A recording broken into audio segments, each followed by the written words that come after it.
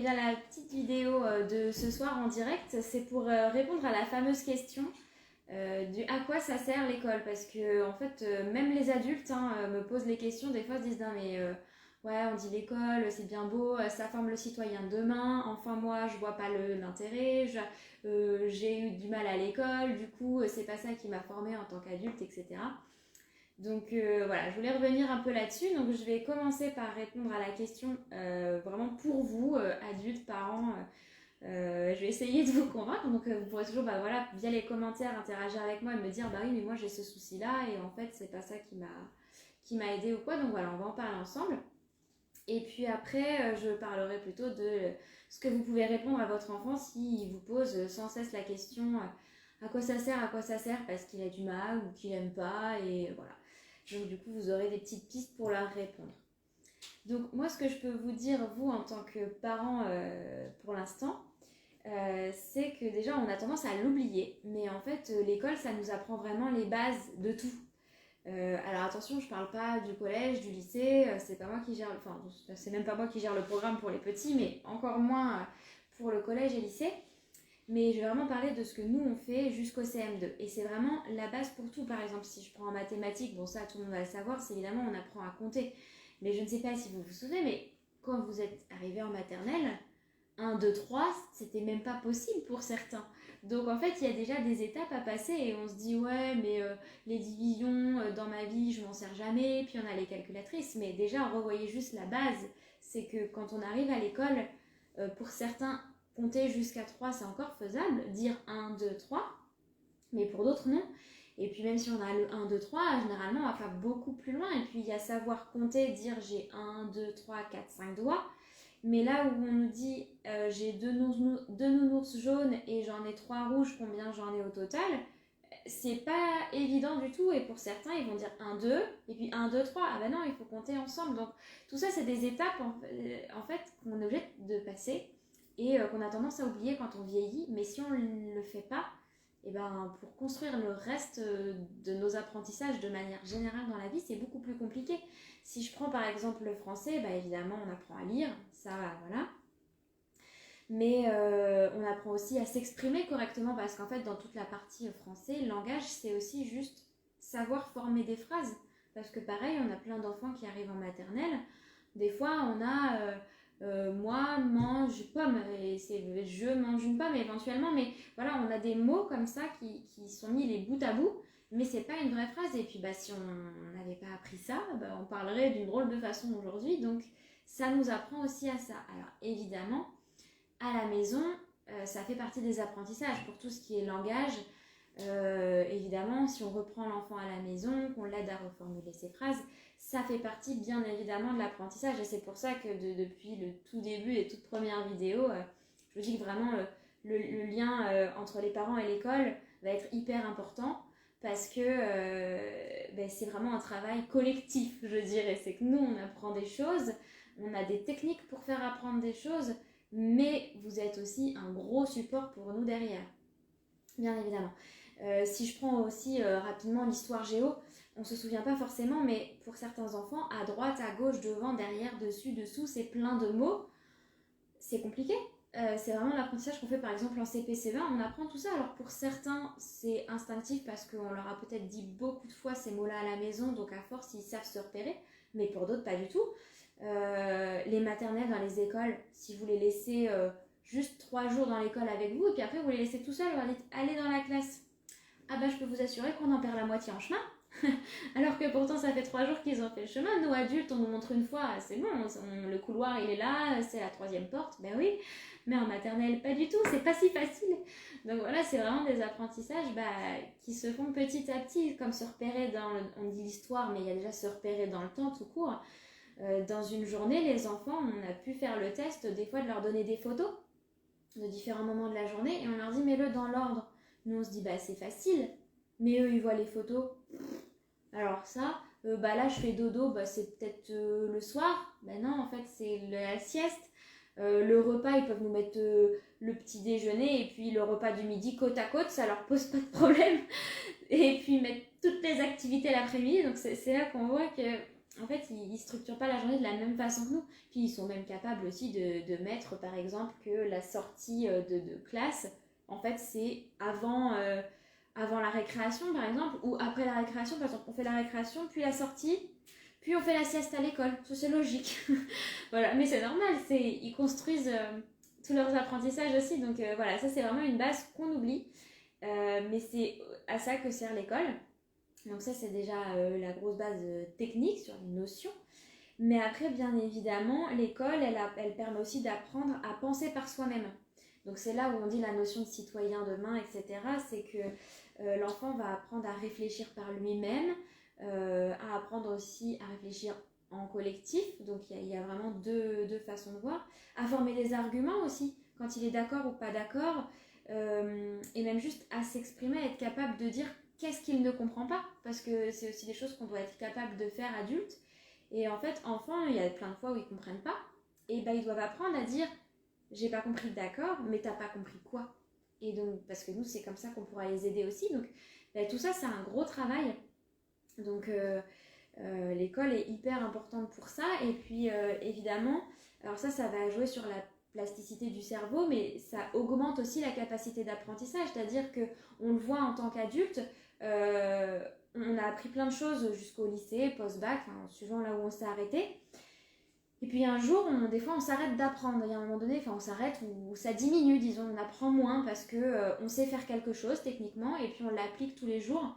Et on se rend compte que là, le jour où on doit apprendre une chose, ça nous met 3 jours pour apprendre 2 lignes de poésie, ou quelque chose par cœur et on galère. Mais parce que tout simplement, c'est quelque chose qui s'entraîne. Et donc, apprendre déjà dès tout petit, ça permettra d'augmenter sa capacité d'apprentissage plus tard. Donc, en fait, il y a des choses qui ne se mesurent pas sur il sait compter, il sait faire ça. C'est des capacités globales qui forment un adulte, au final. Voilà. Après, il y a effectivement tout le côté aussi socialisation, parce que toute la partie, je dirais, notion technique, ça, quand on est enfant, on pourrait presque l'apprendre en faisant l'école à la maison, parce que l'école en soi, d'aller à l'école, c'est pas obligatoire, mais de faire un apprentissage, donc l'école à la maison est possible. Mais ce qu'apporte l'école vraiment avec les autres élèves dans la classe, etc., c'est aussi tout le côté socialisation. Quand ils vont grandir, ils ne vont pas être seuls au monde. Ils vont devoir savoir interagir en société, savoir s'exprimer avec quelqu'un avec qui on n'est pas d'accord. Il va falloir être capable de trouver son identité personnelle et sociale, parce qu'en fait, il va falloir que l'enfant soit capable, entre guillemets, de rentrer dans le moule, parce qu'on sait très bien qu'il y a quand même une certaine forme de moule qui nous est donnée par la société. Donc ça, il faut qu'il soit capable d'y rentrer dedans. Et en même temps, il faut quand même qu'il ait sa propre identité, parce que Monsieur Dupont Bertrand, il est différent de Monsieur Hubert Pascal. Ça va vraiment être, même s'ils vivent dans la même société, même s'ils travaillent éventuellement dans la même entreprise, s'ils vivent dans le même quartier, ça reste 2 personnes individuelles. Donc en fait, l'école, ça forme aussi à ça. C'est être capable de trouver qui on est dans cette société, au milieu de tout le monde, être capable de s'intégrer malgré tout avec tout le monde, parce qu'il y a besoin. Il faut savoir parler correctement à son patron, il faut savoir parler correctement à ses collègues si on veut que ça se passe bien, et tout à la fois en respectant ses valeurs et ce qu'on aime et ce qu'on est, etc. Voilà, donc ça c'était pour la réponse pour vous. Donc c'est des mots forcément que vous n'allez pas forcément utiliser avec les enfants.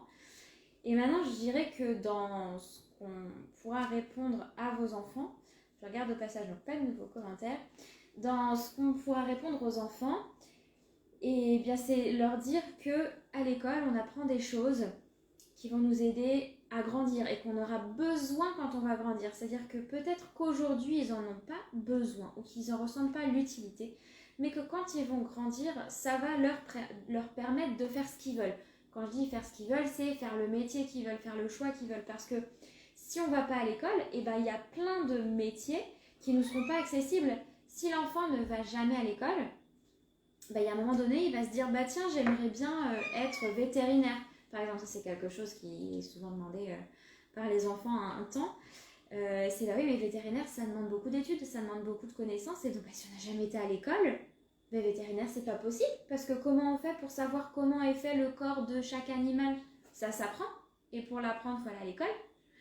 Donc tout ça, c'est des choses, en fait, vous pourrez expliquer réellement à votre enfant, de dire, bah voilà, tout ce que tu apprends, des choses qui vont te servir plus tard, pour apprendre plus de choses quand tu seras au collège, pour apprendre des choses quand tu seras au lycée, parce que si tu n'as pas appris ce que là tu fais à l'école, ben, tu ne pourras pas aller au lycée. Et donc du coup, après, tu ne pourras pas faire le métier que tu veux. Alors je dis le lycée, c'est une formation professionnelle ou autre, mais en tout cas, leur expliquer que ce qu'ils apprennent là, c'est pour comprendre ce qu'ils apprendront plus tard et pour, dans quelques années, choisir ce qu'ils veulent, alors en fonction de ce qu'ils sont capables, parce qu'on n'est pas excellent partout, mais ça leur permettra de faire des choix. Et de faire des choix en fonction de ce qu'ils veulent et pas des choix par défaut. Pas dire bah il me reste que ça parce que c'est le seul truc qu'on me dit que j'ai pas besoin de savoir ça. Et du coup, c'est leur laisser l'opportunité de faire un choix. Et ça, c'est hyper important.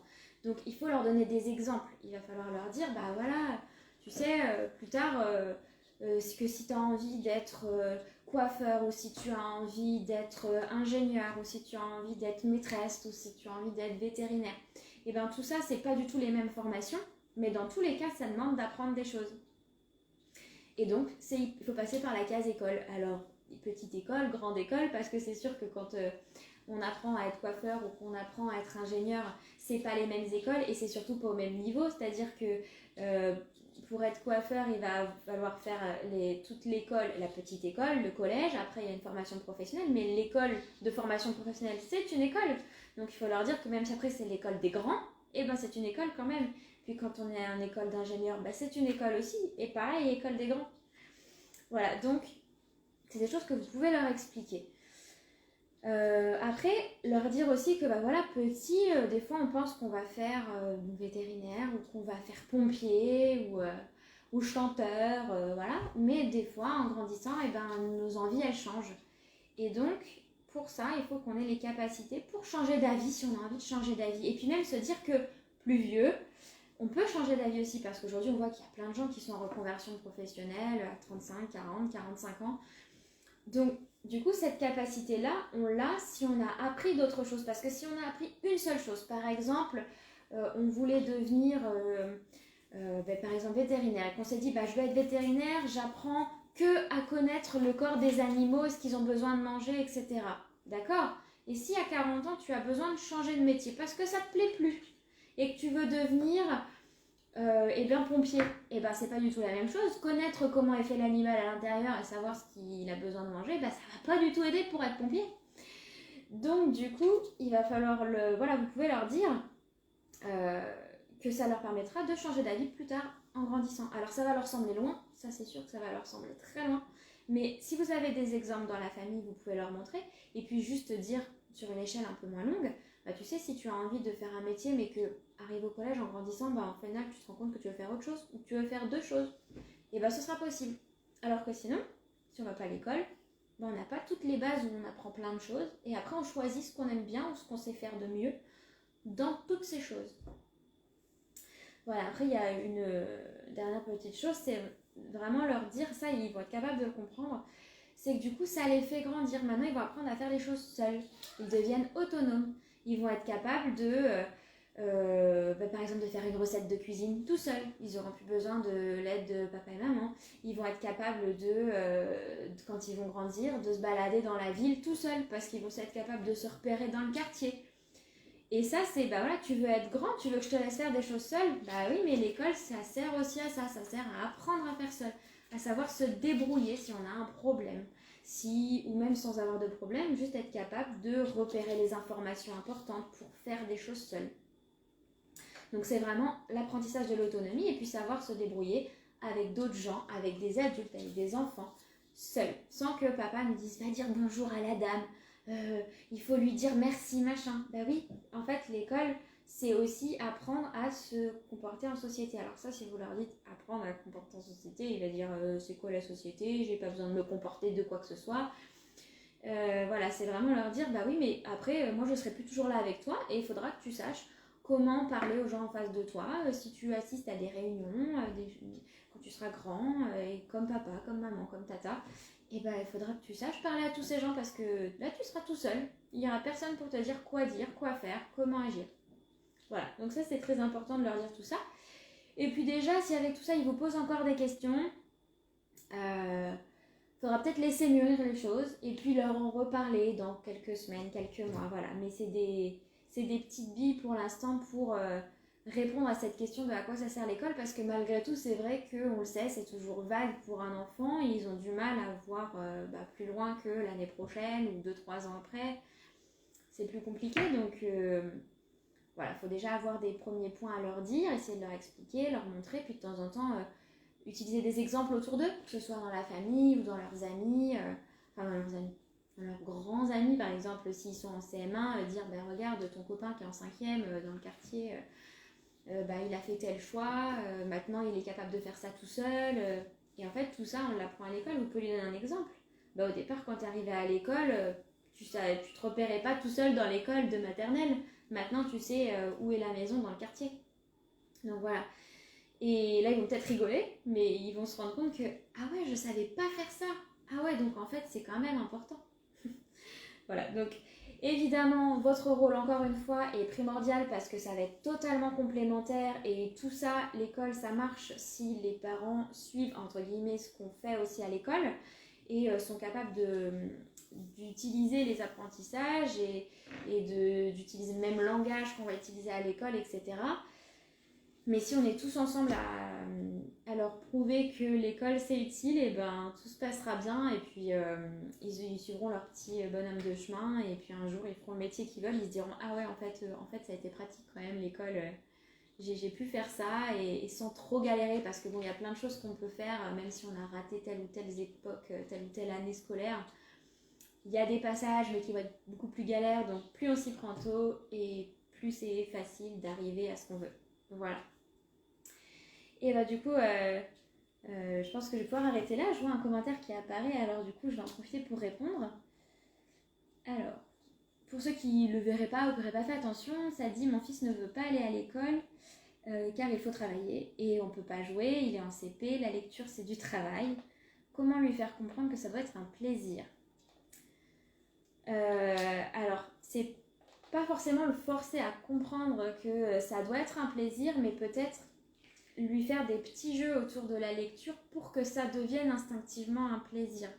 Donc ça peut être à des moments lui faire des petits jeux de memory où il y a des petits mots à lire et du coup c'est à travers le jeu et du coup là ça va être important de savoir quoi lire parce que ça aide à gagner, à remporter une partie par exemple de memory. Après il y a plein de petits jeux où il va y avoir besoin de lecture et pour ça c'est important de savoir le faire. Par exemple, je vois par exemple dans les jeux de cette famille, il faut savoir lire que c'est le papa, le fils, la fille, etc. Et donc du coup, vous pouvez dire, hop, on fait un petit jeu sans lui dire on va faire de la lecture. Et donc là, il va se rendre compte que il va falloir lire les mots. Et donc tout ça, ça va faire activer un peu plus le fait que ce soit du plaisir. Mais c'est en pratiquant et en faisant des petites choses comme ça de temps en temps qu'une fois qu'il saura lire, il y prendra du plaisir. C'est vrai que quand c'est l'apprentissage en CP, la lecture, ça peut être très compliqué. Et puis après, lisez-lui des livres. Vous pouvez très bien lui lire des livres, même si c'est pas lui qui lit. C'est pas grave, parce que du coup, ça lui donnera envie d'avoir encore plus de livres, de se rendre compte que c'est cool, les livres, qu'il y a plein d'histoires super chouettes. Et là, vous vous mettez à côté, vous pouvez lui mettre le livre entre vous deux, et puis de temps en temps lui dire, tiens, c'est quoi ce mot-là ? Aide-moi à lire ce mot-là. Et puis ça va venir du coup petit à petit. Alors c'est sûr que ça va pas se faire en une semaine. Et en tout cas ce qui est sûr c'est que vous ne pourrez pas lui dire « Oh ça doit être un plaisir, tu verras plus tard ». Il faut pour l'instant faire pour moi vraiment passer la lecture en ludique pour qu'il se rende compte que quand on commence à savoir lire des choses, en fait c'est agréable. Et petit à petit la lecture pourra devenir un plaisir. Voilà, pour moi c'est vraiment lisez-lui des livres. Faites des petits jeux où ça nécessite de lire quelques mots, pas des choses compliquées parce que sinon ça va le faire baisser un peu les bras puis il va se dire je suis nul parce que j'arrive pas à lire. Mais vraiment lisez-lui des livres, c'est ça qui donne aussi aux enfants l'envie de lire en fait, tout simplement en maternelle on s'en rend compte. Des fois il y en a qui sont pas du tout habitués à avoir des livres ou même quand ils en ont à la maison ils regardent 3 pages et puis c'est fini. Là c'est à la rigueur prendre le temps avec lui de dire regarde, on regarde chaque page. Et de faire la différence aussi, de dire sur l'image, qu'est-ce qu'on voit sur l'image, qu'est-ce qu'on comprend. Et après, vous lui lisez le texte et lui dire qu'est-ce qu'on a appris de plus entre ce que tu as compris de l'image et ce que j'ai lu. Qu'est-ce que tu as su en plus ? Parce que là, il pourra se rendre compte que sur l'image, on se rend compte qu'il y a un petit garçon qui passe à table. Mais voilà, il a l'air pas content, on ne sait pas trop pourquoi. Et on lit le texte, on se rend compte qu'il passe à table et qu'en fait, il déteste les petits pois. Et que là, il dit, c'est toujours maman, papa, j'aime pas les petits pois, vous le savez. Et qu'il balance son assiette par terre ou je ne sais quoi. C'est des histoires, par exemple, où là, il va se dire, ah bah oui, j'aurais pas su que c'était les petits pois. Puis sur les images d'après, on ne comprend pas plus. Donc, le texte est important. Et puis surtout, n'hésitez pas à choisir des livres, par exemple à la bibliothèque avec eux. Donc là, en l'occurrence, avec lui. Si vous allez à la bibliothèque avec lui, vous dites bah, on choisit des livres ensemble, des choses qui te plaisent. Donc là, peut-être qu'il va choisir des livres avec peu de texte, beaucoup de texte. Mais si c'est lui qui les choisit, il aura beaucoup plus envie d'être à l'affût de je veux connaître ce qui se passe dans le livre que j'ai choisi. Mais un livre sur n'importe quoi, si c'est un documentaire, c'est un documentaire. S'il a choisi un imagier, bah tant pis, c'est un imagier. Peut-être qu'après, il ira vers des livres du coup qui ont plus de mots. Et puis si c'est des histoires, et ben, il aura besoin de vous pour lire. Mais ce sera qu'un bon moment en famille. Et puis après, relisez le livre. Et puis de temps en temps, vous pouvez lui dire, allez, cette page-là, tu la connais. Parce qu'il l'aura bien entendu. Donc à force, il va associer ce qu'il connaît par cœur avec les mots. Quitte à lui dire, attention, là, t'as pas dit le bon mot. T'as dit coussin alors qu'il y avait écrit oreiller, par exemple. Et là, à force, il va reconnaître les mots. Et là, la lecture va venir de plus en plus. Et c'est comme ça que ça va devenir un plaisir. Voilà, ça va être vraiment au fur et à mesure. Laissez-lui le temps. Puis bon, s'il est en CP, c'est aussi le temps que tout ça se fasse. Donc voilà. Bah de rien. Écoutez, au pire, vous me tenez au courant si ça a été utile. Continuez la lecture tous les soirs. Parce que si vous le commencez, c'est impeccable. Donc c'est quelque chose de super qu'il faut garder le plus longtemps possible. Et puis après, comme ça, il lira lui-même ses livres tous les soirs. Vous n'aurez pas besoin de lire une histoire qui peut quand même vous prendre du temps. Voilà. Et il a une grande mémoire auditive. Bah oui. Vous pouvez vous servir de sa mémoire auditive, comme je le disais, sur les livres. Et puis lui dire, bah, tu te souviens de ce que tu as entendu. Du coup, on peut relire le texte. Et puis il va se rendre compte quand même au bout d'un moment que c'est utile de savoir lire, il en aura besoin sur plein de choses, même si vous lui dites par exemple, va me chercher, je sais pas, dans le garage ou peu importe dans la cave, la sauce tomate basilic et pas la sauce tomate provençale, bah, il va devoir avoir lu sur l'étiquette basilic et non provençale. Donc là, et puis après gentiment, lui il ramène la sauce basilic, tant mieux, il ramène la provençale, on dit bah c'est pas la provençale ça, il va dire bah ah bon. Du coup vous pourrez lire le mot en même temps et lui il se dira faut que je fasse un deuxième tour, la prochaine fois je ferai peut-être plus attention. Donc voilà, ça peut être des petites choses qui le poussent aussi à se dire j'en ai besoin. Et puis bah pour apprendre c'est des efforts. Oui, je pense que là le seul conseil à lui dire et les choses à lui dire c'est bah tu sais dès qu'on fait des choses, même quand on est adulte, bah pour faire tel métier, par exemple, il faut lui donner votre métier ou le métier de votre conjoint ou de quelqu'un d'autre de la famille en disant bah, tu sais, ça demande toujours du travail, c'est toujours un effort, mais tu verras qu'une fois que tu sauras le faire, tu te rendras même plus compte. Et lui dire que vous, maintenant, quand vous lisez, vous vous rendez pas compte de l'effort que ça fait et qu'en fait, ça va être. Pour l'instant, c'est dur, mais après, ce sera facile. Donnez-lui un exemple avec les apprentissages qu'il a pu faire quand il était en maternelle, même pour compter, par exemple. Vous pouvez dire au début, tu sais, quand tu comptais jusqu'à 5, c'était difficile. Et maintenant, tu as vu, tu comptes jusqu'à 5 sans problème, tu fais même pas attention, ça te demande aucun effort. Et donc lui, il va se dire, ah oui, c'est vrai. Enfin, ça va faire du chemin dans sa tête, il vous le dira peut-être pas, mais ça va forcément cheminer dans sa tête. Et puis voilà, on verra ce qu'il en ressort. En tout cas, laissez-lui le temps. C'est sûr que beaucoup de CP disent que c'est compliqué, la lecture. Quand c'est pas instinctif, c'est de l'effort et c'est dur. Donc essayez de garder sa motivation sur autre chose et puis voilà, les lectures c'est parfait. Faut continuer en tout cas tout ce que vous avez fait pour l'instant. Je pense que c'est très bien et que c'est le temps que ça vienne. Donc voilà, le rassurer en faisant des petits jeux, des petits trucs comme ça où vous l'interrogez pendant les lectures du soir et puis ça viendra, il n'y a pas de doute, ça finira par venir. Voilà, même si ça met encore quelques mois. Voilà, et bien s'il n'y a plus d'autres questions, je vais vous laisser du coup. Du coup, je vous souhaite une bonne soirée et puis à très bientôt pour d'autres vidéos en direct ou non.